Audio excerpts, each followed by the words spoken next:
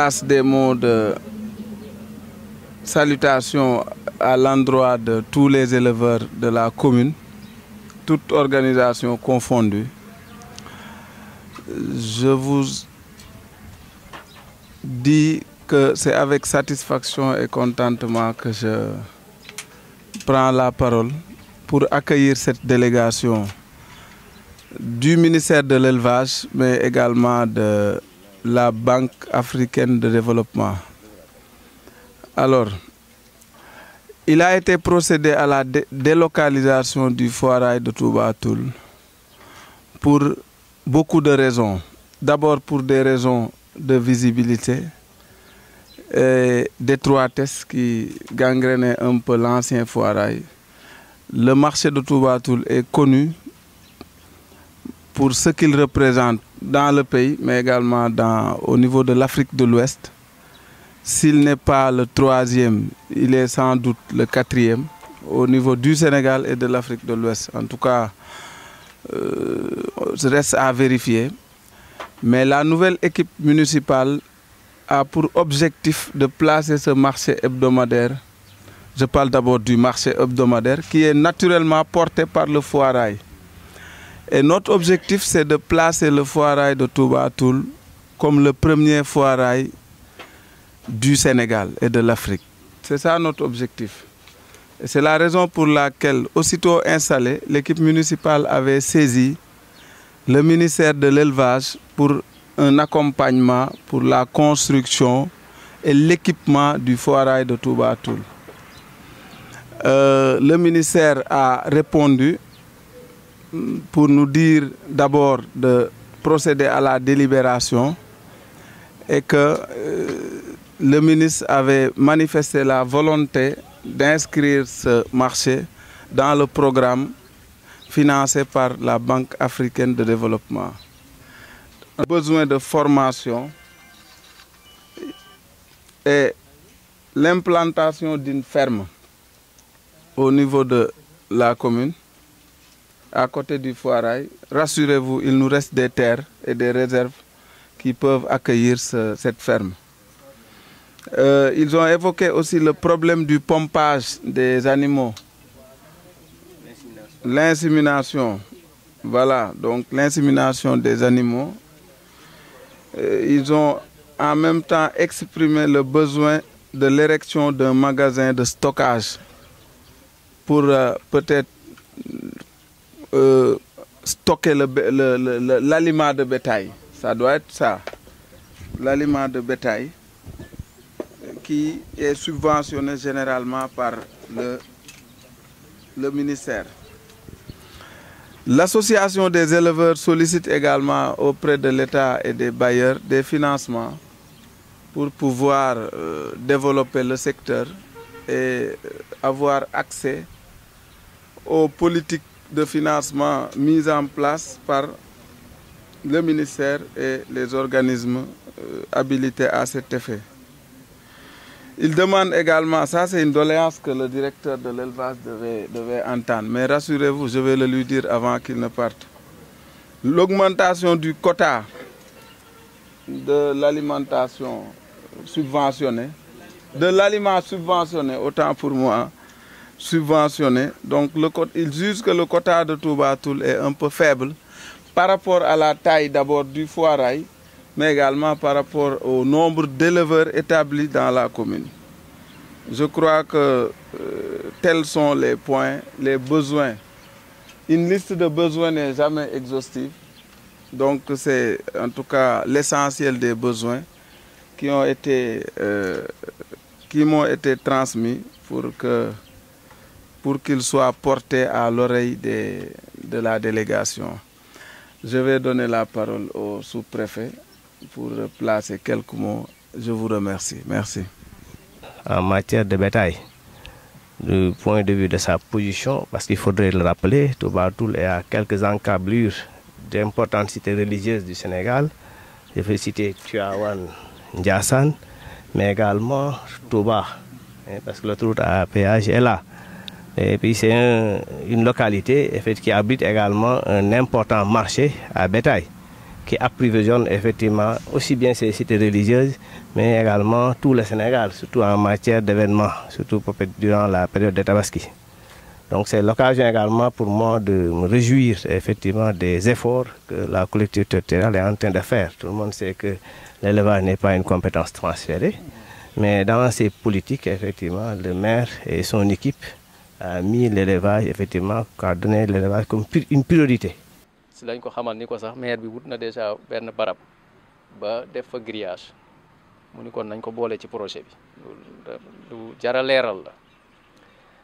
ñu ngi sant suñu mbokki Banque africaine de développement yi nga xam ni nii dañu indi projet bu mag ci Sénégal ñu koy wax programme national de développement intégré de l'élevage PNDS lañ ko tuddee xam naa da ngeen tàmm ko PNDS waaw programme la bu yaatu presque Sénégal yëpp lañ koy def mais li ñuy wax daanu dajul suuf dañu tànn région bu nekk ay département ti département yi tànn ay commune ci commune ñu tànn fa ay activité yàlla def fii ci département Thiès am na yeneen yu ñu tànn mais yéen commune Touba Toul da see bokk marché bi tamit bokk ci marché à bétail nag su ngeen ko déggee du rek ni ngeen ko gisee nii xam naa tudd ngeen fi léegi Sewexaay gis ngeen Sewexaay presque tabax UEMOA moo ko financé woon def nañ fa lu bari mais am na marché à bétail yu bees yoo xam ne aussi ñu ngi koy tabax ci yeneen région yi loolu lépp la ñuy boole pour def ko fii mooy dina am barabu fu ñuy jaayee nag fu ñuy jaayee xar fu ñuy jaayee fas et cetera mais fu nekk dinañ fa def ay mbaar yoo xam ne pour nit ñi am ker dina am ndox war na am courant war na am clôture boo xam ni ciment lay doon sax dañ ko siy boole war na am ay mirador mooy foo xam ni gardien yi fa la ñuy nekk di xool tiim lépp ci biir tamit dina am ay bureau agent bi dina fa am bureau mais maire ñi ko fi nekkal dañu am bureau parce que yéen il faut ngeen am fi bureau dina am tamit magasin d'aliments bétail tudd nga ko sànq nii mais fii ci biir marché bi ci plan bi ñuy defar day am magasin parce que il faut mu am foo xam ne fa la ñuy jënd ak jaay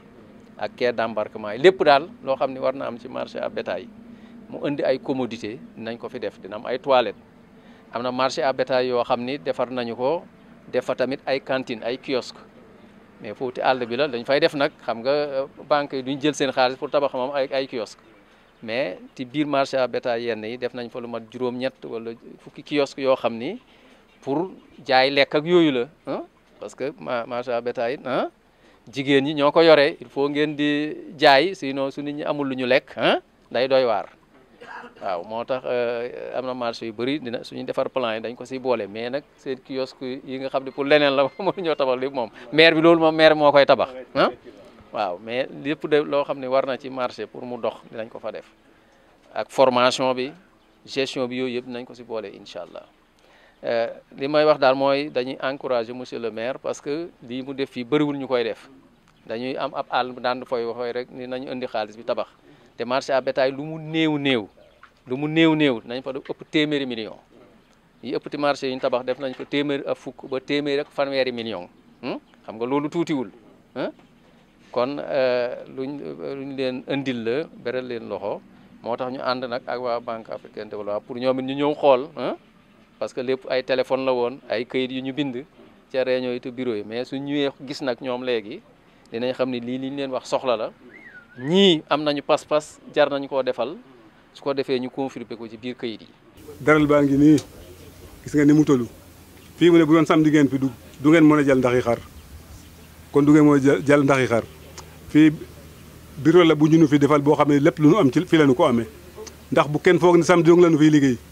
toujours noo ngi fiy liggéey ndax xar yi nu fiy jëlee moo nga ca kër ga demee dañ leen di xont di leen sam di leen defar bu samedi ñu am ci dara kon noo ngi liggéey pour toujours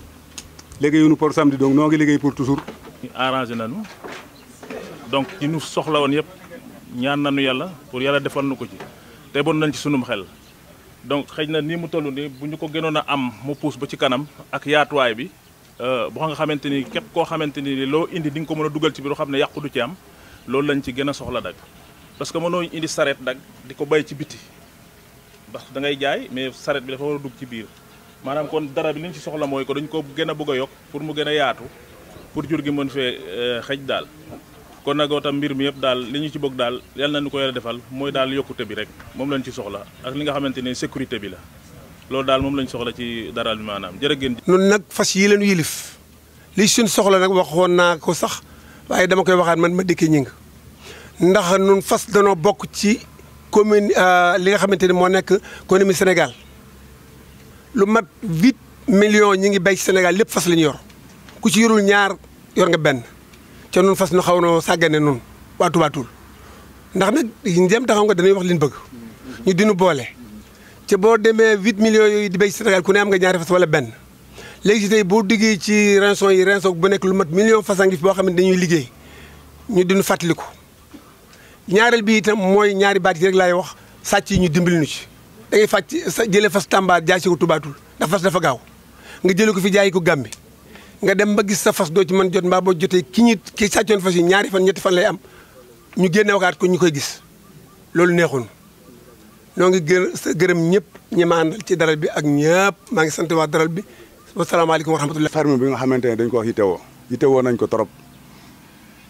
ñu ngi lay ñaan nga dimbaliñ si te yàlla tax beneen bi si topp ferme maanaam ferme pour élevage quoi maanaam donc monsieur le maire sax jot nañoo may terrain déjà pour foo xamante ne fi lañ ko bëgg a tabax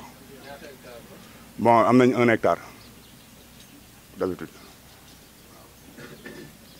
déjà ok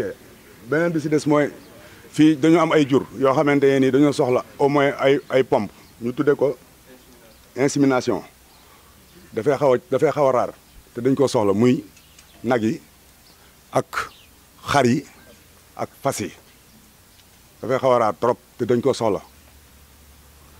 suñu xar yi nga xamante ne dañ leen di jaay fii dañoo desee am ay races yi nga xamante ne moom lañ soxla